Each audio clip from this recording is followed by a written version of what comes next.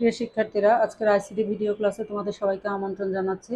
আজকে তোমাদের সঙ্গে যশোর বোর্ড 2017 একটি প্রশ্ন নিয়ে আলোচনা করছি। উদ্দীপকটি দেখো, XYZ কলেজ, ঢাকা। এখানে available honours subject 1 Bangla, 2 English, 3 mathematics, 4 accounting. এখানে প্রশ্নটি হচ্ছে, ওয়েব পেজ কি? খ, ডোমেন নেমের গুরুত্ব ব্যাখ্যা করো। গ, উদ্দীপকটি তোমার কলেজের ওয়েবসাইটের হোম পেজে প্রদর্শনের জন্য HTML কোড লিখো।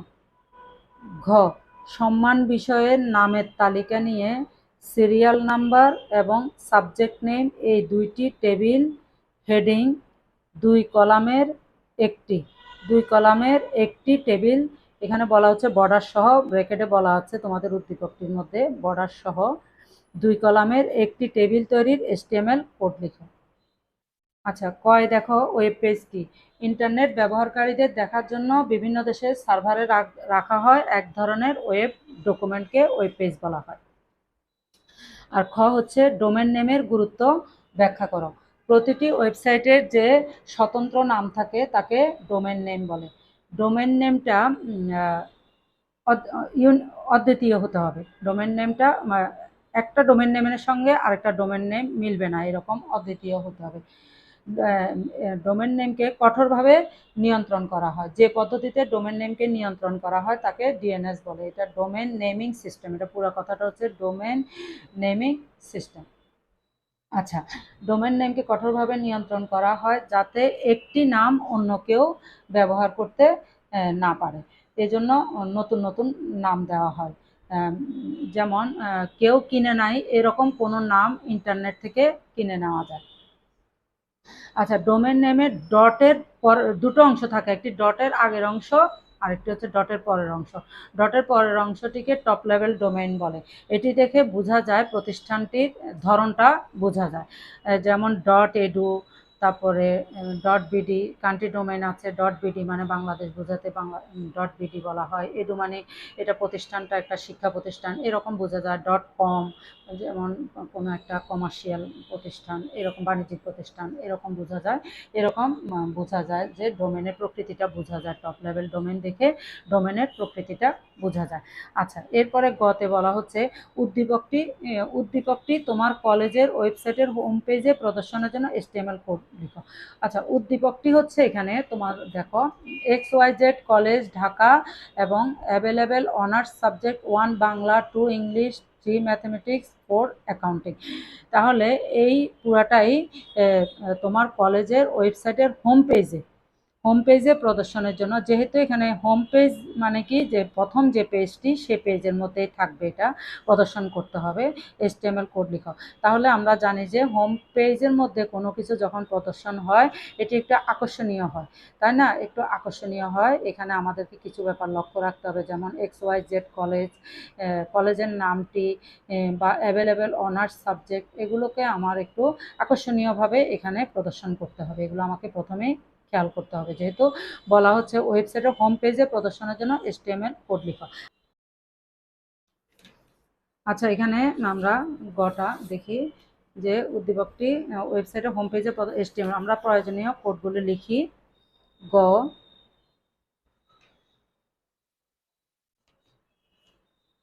প্রশ্নটি এভাবে থাকুক। উদ্দীপকটি তোমার কলেজের ওয়েবসাইটের হোম পেজে প্রদর্শনের জন্য HTML কোড লিখো। তাহলে আমরা এখানে একটু প্রথমে লিখি যে কলেজের ওয়েবসাইটে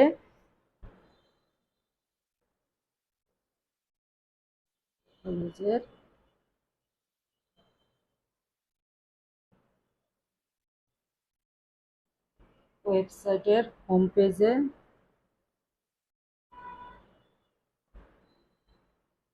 প্রদর্শনের জন্য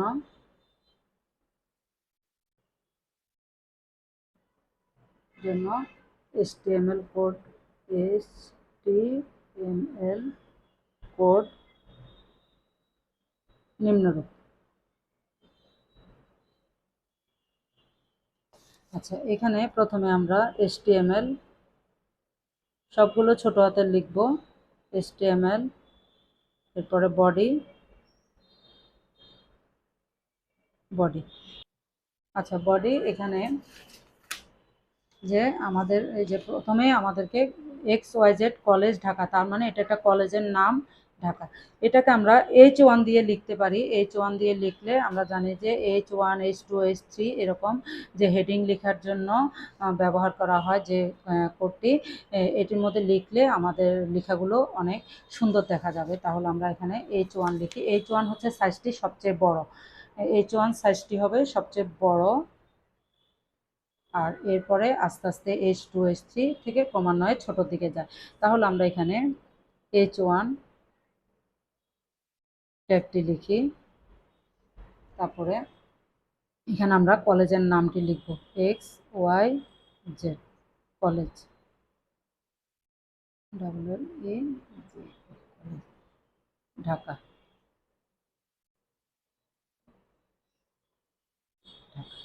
আচ্ছা, তাহলে এই যে H1 নিলাম, H1টাকে আমরা এখানে ক্লোজ করে ফেলবো, ক্লোজ করে ফেলবো। এরপরে আছে অ্যাভেলেবেল অনার্স সাবজেক্ট।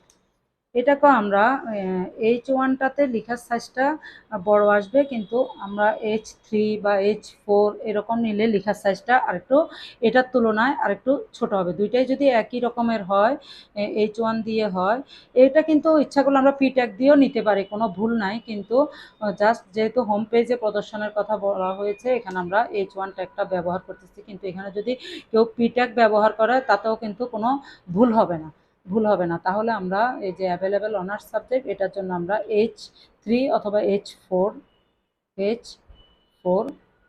সাইজটি আমরা নিয়ে নেই। তাহলে এখানে আমরা অ্যাভেলেবেল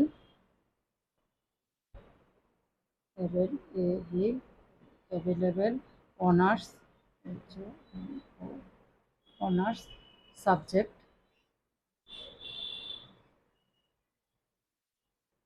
সাবজেক্ট এখানে H4টা আমরা ক্লোজ করে ফেলবো, H4টা আমরা ক্লোজ করে ফেলবো। আচ্ছা, এরপর আমরা কি দেখতে পাচ্ছি? আমরা দেখতে পাচ্ছি যে উদ্দীপকের মধ্যে একটি এখানে লিস্ট আছে। যেহেতু এই যে 1 2 3 4 এই ধরনের ক্রম দেওয়া আছে, এবং একটা লিস্ট আছে যে বাংলা 1, বাংলা 2, ইংলিশ, এভাবে একটি লিস্ট দেওয়া আছে, এবং এখানে একটি ক্রম আছে। ক্রম মানে আমরা জানি যে এটা একটা অর্ডার লিস্ট, তাই না? তাহলে আমরা এখানে একটা অর্ডার লিস্টটাকে আমরা কি ট্যাগ দিয়ে প্রকাশ করি? আমরা ওয়েল ট্যাগ দ্বারা প্রকাশ করি। তাহলে আমরা এখানে একটা ওয়েল ট্যাগ নিয়ে নিব। এই ওয়েল ট্যাগটা নেওয়ার কারণে ক্রমগুলো 1 2 3 4 এগুলো ডিফল্ট অবস্থায় আসবে। আমাকে এখানে 1 2 3 4 লিখতে হবে না, এবং আমাকে এখানে ওয়েল টাইপও আমি লিখব না, কারণ যেহেতু ক্রমগুলো 1 2 3 4 আছে, আমরা এখানে ওয়েল টাইপ না লিখলেও আমরা জানি যে এটা ডিফল্ট অবস্থা 1 2 3 4 আসে। এখানে যদি ক্রমগুলো 1 2 3 4 না হয়ে যদি অন্যরকম ক্রম থাকতো, ক্রমও কিন্তু 1 2 3 4 না, অন্যরকম ক্রম থাকতো, ABCD বা অন্যভাবে থাকতো, তাহলে আমরা এখানে টাইপটি লিখে দিতে হতো। যেহেতু আমাদের ডিফল্ট অবস্থা 1 2 3 4 আসবে, আমরা এখানে ওয়েল টাইপটা লিখে দিব না।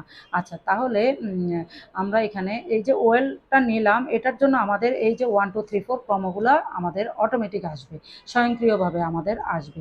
আচ্ছা, প্রতিটি আইটেমের জন্য আমরা একটি ট্যাগ ব্যবহার করি, সেটা হচ্ছে এলআই নামক একটি ট্যাগ ব্যবহার করি আমরা। এলআইয়ের মধ্যে আমরা প্রতিটি আইটেম লিখব, যেমন বাংলা, এবং এলআইটা আমরা ক্লোজ করে ফেলবো, এরপরে দ্বিতীয় আইটেমটি হচ্ছে এলআই ইংলিশ, আমরা এলআইটা ক্লোজ করে ফেলবো। তারপরে আমরা এলআই ম্যাথমেটিক্স,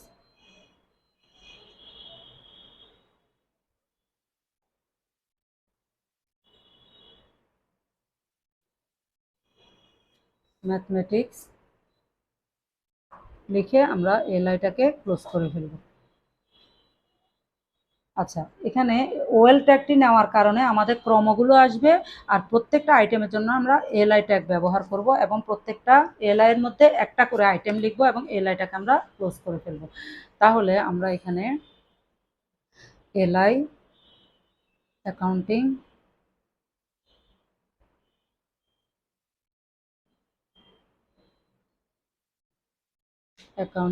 এলআইটাকে আমরা ক্লোজ করে ফেলবো, এলআই যখন আমাদের ক্লোজ হয়ে যাবে, তাহলে আমাদের অর্ডার লিস্টটা শেষ হয়ে গেল আমাদের এখানে অ্যাকাউন্টিং পর্যন্ত আমাদের অর্ডার লিস্ট ছিল। তাহলে আমরা এই যে ওয়েল নিয়েছিলাম এই ওয়েলটা আমরা এখানে ক্লোজ করে ফেলবো, ওয়েলটা ক্লোজ করে ফেলবো। এরপর আমরা বডিটা ক্লোজ করে ফেলবো, এরপরে আমরা বডিটা ক্লোজ করে ফেলবো, এরপরে আমরা HTML-টা ক্লোজ করে ফেলবো, ক্লোজ করে ফেলবো।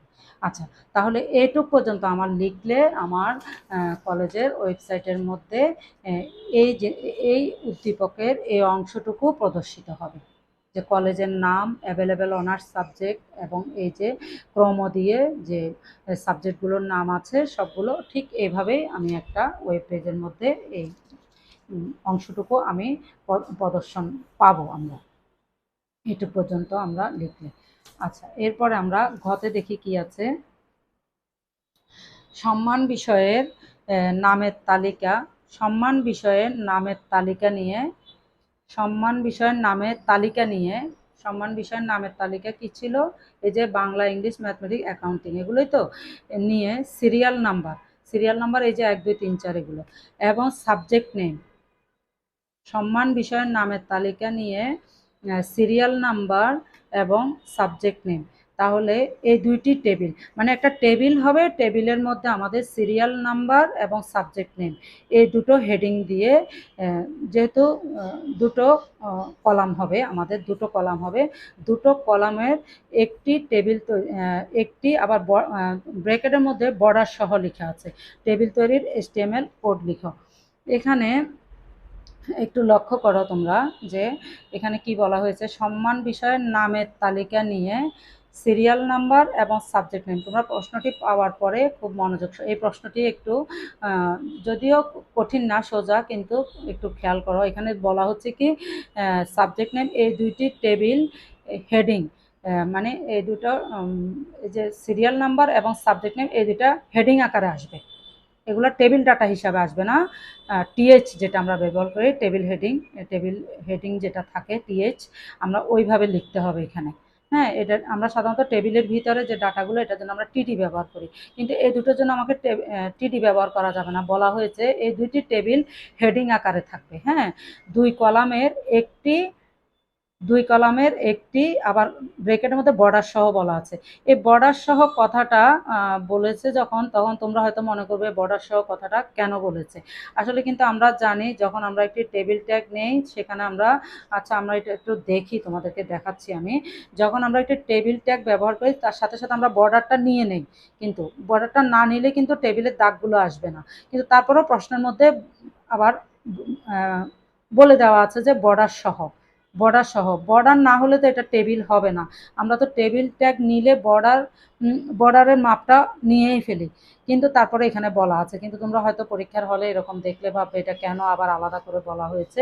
এগুলো একটু খেয়াল করবে, অনেক সময় এই ধরনের বলা হয় যে হয়তো তোমাদেরকে একটু চিন্তায় ফেলানোর জন্য বলা হয়, এগুলো খেয়াল রাখবে। এটা বর্ডার সহ বলুক বা না বলুক আমাকে কাজটি করতেই হবে টেবিলের দাগগুলো আসার জন্য। আচ্ছা, আমি তোমাদেরকে যখন দেখাচ্ছি ট্যাগগুলো লেখার সময় জিনিসটি আরও পরিষ্কার করে দিচ্ছি। আচ্ছা, তাহলে আমরা ঘয়ের উত্তরটির জন্য প্রয়োজনীয় ট্যাগগুলো লিখি। একটু দেখো, যেহেতু এটা একটু বড়, এটা আলাদা আরেকটা পৃষ্ঠার মধ্যে লিখি, যেহেতু বড় এক পৃষ্ঠার মধ্যে হবে। তাহলে কি বলা আছে দেখো, আমরা উদ্দীপকে উল্লিখিত আমরা লিখি একটু ঘ,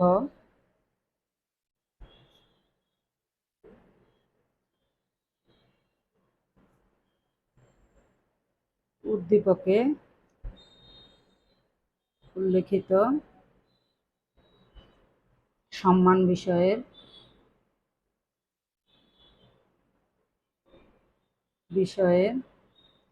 নামের তালিকা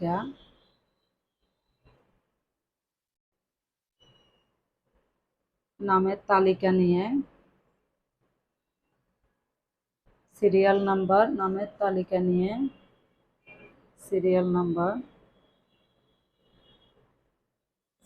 নাম্বার এবং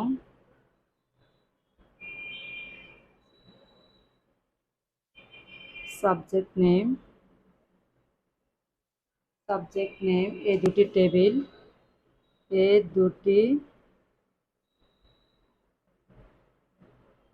টেবিল হেডিং দিয়ে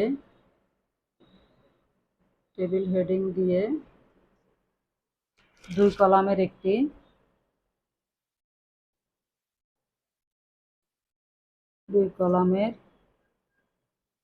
একটি বর্ডার সহ টেবিল তৈরির HTML কোড নিম্নরূপ। টেবিল তৈরির HTML কোড নিম্নরূপ। আচ্ছা, প্রথমে আমরা টেবিলটি এঁকে নেই।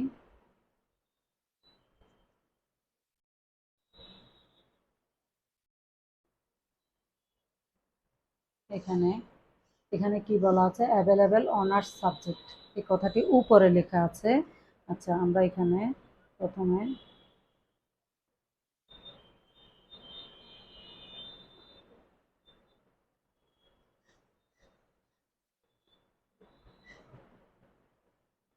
যে ট্যাগগুলো লিখব সে টেবিলটি প্রথমে এখানে এঁকে নিচ্ছি, তাহলে ট্যাগগুলো লিখতে সুবিধা হবে।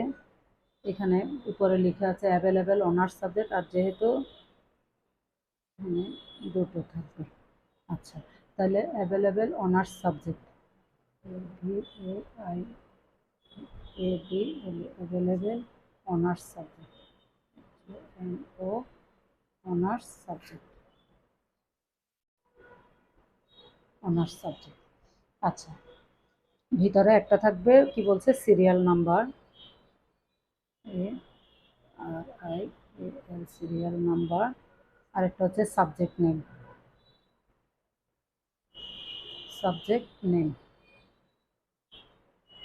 এই যে এখানে সিরিয়াল নাম্বার এবং সাবজেক্ট নেম, এই দুটোকে আমাকে টিএইচ হিসাবে নিতে হবে। এখানে বলা আছে, দেখো, সাবজেক্ট নেম এই দুটি টেবিল হেডিং আকারে নিতে হবে, আর এখানে সিরিয়াল নাম্বার 1, 2, 3 আর 4। তাহলে এখানে সাবজেক্টের নামগুলো বাংলা, ইংলিশ, তারপরটি কি ছিল? ম্যাথমেটিক্স,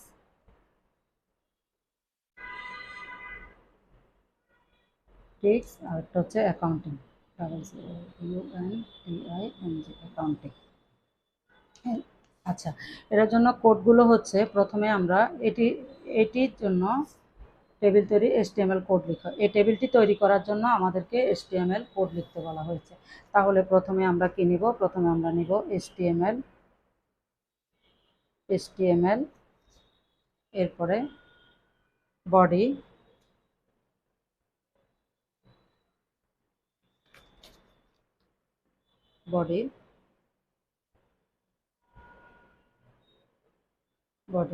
এরপরে আমরা, যেহেতু এটা একটা টেবিল, আমাদেরকে একটি টেবিল ট্যাগ নিতে হবে। তাহলে আমরা জানি যে যখনই আমরা কোনো টেবিল ট্যাগ ব্যবহার করি, সাথে সাথে এটার জন্য আমরা বর্ডার নিয়ে নিতে হবে আমাদেরকে। এটার কথা প্রশ্নে বলুক বা না বলুক, আমাদেরকে টেবিল বর্ডার নিতেই হবে। টেবিল বর্ডার নিতেই হবে, কারণ আমি যদি টেবিল বর্ডারটা না লিখি, এখানে বর্ডার কথাটা যদি না লিখি, তাহলে আমার এই দাগগুলো আসবে না। টেবিলের এই দাগগুলো আমার আসবে না। লেখাগুলো আসবে সব, কিন্তু দাগগুলো আমার আসবে না, যার কারণে আমাকে বর্ডারটি নিতেই হবে। তাহলে এখানে আবার বলে দেওয়া আছে তোমাদের প্রশ্নের মধ্যে, 2 কলামের একটি টেবিল তৈরি করতে বলছে বর্ডার সহ। তাহলে টেবিল বর্ডার আমরা এখানে লিখে দেব। এরপরে কি বলছে দেখো, টেবিলের বাইরে আমার অ্যাভেলেবেল অনার্স সাবজেক্ট, এটা একটা ক্যাপশন ট্যাগ আমরা ব্যবহার করি।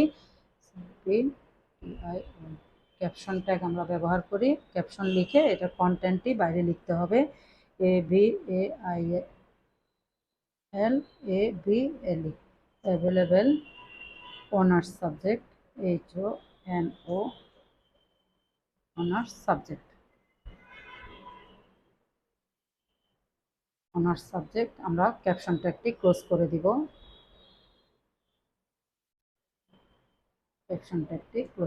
আমরা এখানে। আচ্ছা, এখানে আমরা এই যে টেবিল বর্ডার দিয়ে দিলাম, তারপরে অ্যাভেলেবেল অনার্স সাবজেক্টে আমরা এটা ক্যাপশন ট্যাগের ভিতরে লিখে ফেললাম। এখন আমাদেরকে এই যে টেবিলের ভিতরে এদিকে হচ্ছে রো, এদিকে হচ্ছে রো আর এদিকে হচ্ছে কলাম। তাহলে প্রতিটি রো এর জন্য আমরা যে ট্যাগ ব্যবহার করব সেটি হচ্ছে আমাদের টিআর। আমরা প্রথমে টিআর নিব এবং টিআরের মধ্যে রো এর মধ্যে আমরা যে ডাটাগুলো আছে ওগুলোকে আমরা লিখে ফেলবো।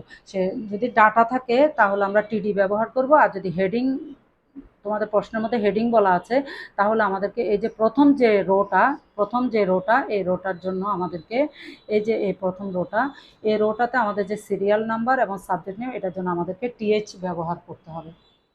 এবং লেখাগুলো কিন্তু আমি আসলে টেবিলের মধ্যে লেখার সময় একটু টেবিলটা ছোট হওয়াতে বোঝা যাচ্ছে না, কিন্তু প্রশ্নের মধ্যে তোমাদের দেখা যাচ্ছে এগুলো মাঝখানে লেখা আছে, সবগুলো মাঝখানে মাঝখানে লেখা আছে। আমি মাঝখানে ঠিক লিখতে পারি নাই, আমার একটু একসাথে ইয়ে হয়ে গেছে, দাগের সাথে লেগে গেছে, কিন্তু এগুলো টেবিলের মাঝখানে লেখা ছিল।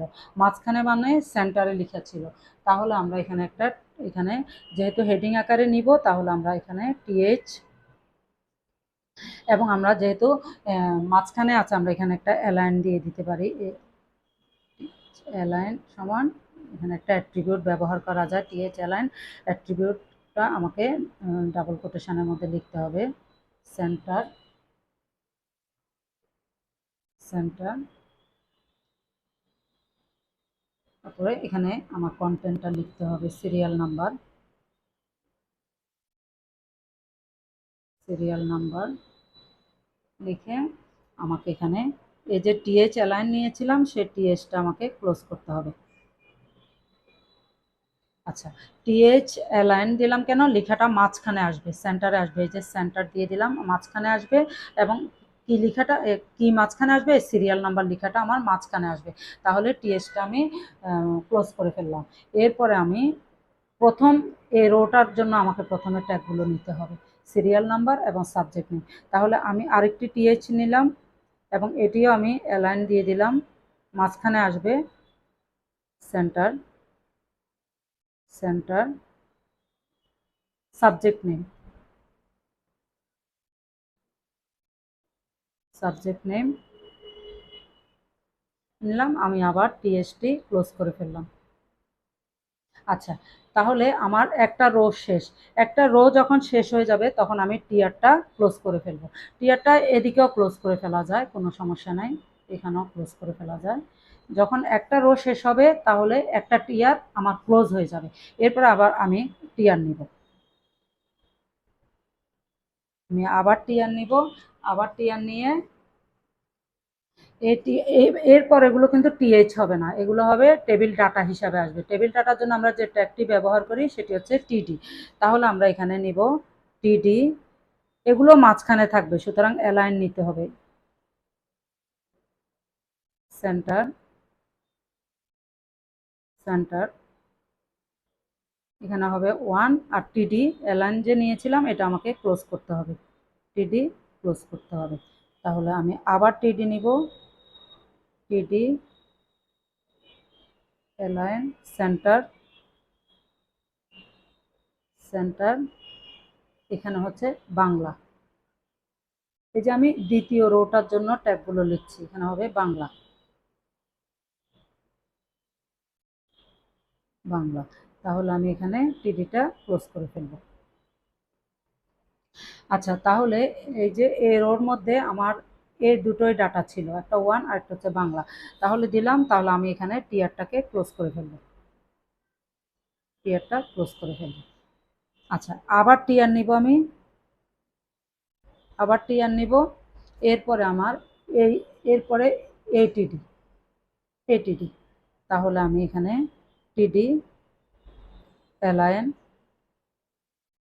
টিডি অ্যালায়েন সেন্টার, টিডি অ্যালায়েন সেন্টার,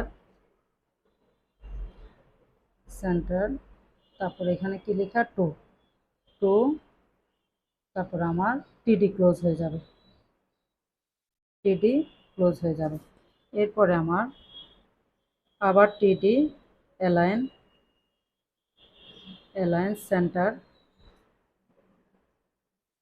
সেন্টার, এখানে হচ্ছে ইংলিশ, ইংলিশ। তাহলে আমার টিডিটা ক্লোজ হয়ে যাবে। আচ্ছা, যেহেতু এরও শেষ আমার, এখানে আমি আরেকটা টিয়ার ক্লোজ করে ফেলব। তাহলে আমি আবার টিয়ার নিব, এই টিয়ারটি আমি এ রোর জন্য নিব। তাহলে এখানে আবার টিডি, টিডি অ্যালাইন, টিডি অ্যালাইন সেন্টার,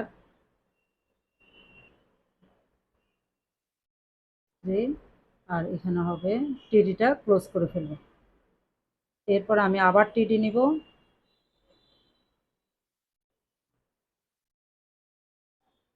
টিডি অ্যালাইন সেন্টার,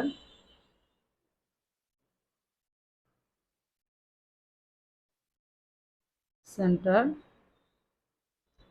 এখানে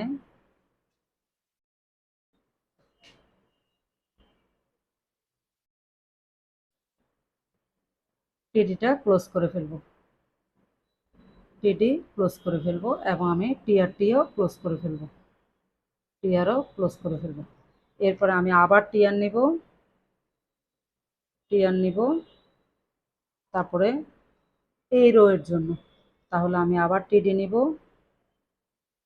টিডি অ্যালাইন সেন্টার, সেন্টার, এখানে হবে 4, তারপর টিডিটা ক্লোজ করে ফেলব। আচ্ছা, এরপরে আরেকটা টিডি নিব, টিডি অ্যালাইন সেন্টার, সেন্টার, এখানে আমি OUNTING অ্যাকাউন্টিং, আমি টিডিটা ক্লোজ করে ফেলব, টিডি ক্লোজ করে ফেলব এবং টিআরও ক্লোজ করে ফেলব, টিআরও ক্লোজ করে ফেলব। আচ্ছা, এরপরে আমি টিআর ক্লোজ করার পরে আমার এইগুলোর জন্য ট্যাগ করা শেষ। তাহলে আমি যে ওই যে প্রথমে একটা টেবিল বর্ডার নিয়েছিলাম, টেবিল ট্যাগ, সেটি আমাকে ক্লোজ করতে হবে, টেবিলটাকে ক্লোজ করতে হবে। তারপর আমাকে বডি ক্লোজ করতে হবে, বডি ক্লোজ করতে হবে। এরপর আমাকে HTML ক্লোজ করতে হবে, HTML ক্লোজ করতে হবে। আশা করি বুঝতে পেরেছ। আজকের ক্লাসটি তাহলে এ পর্যন্ত।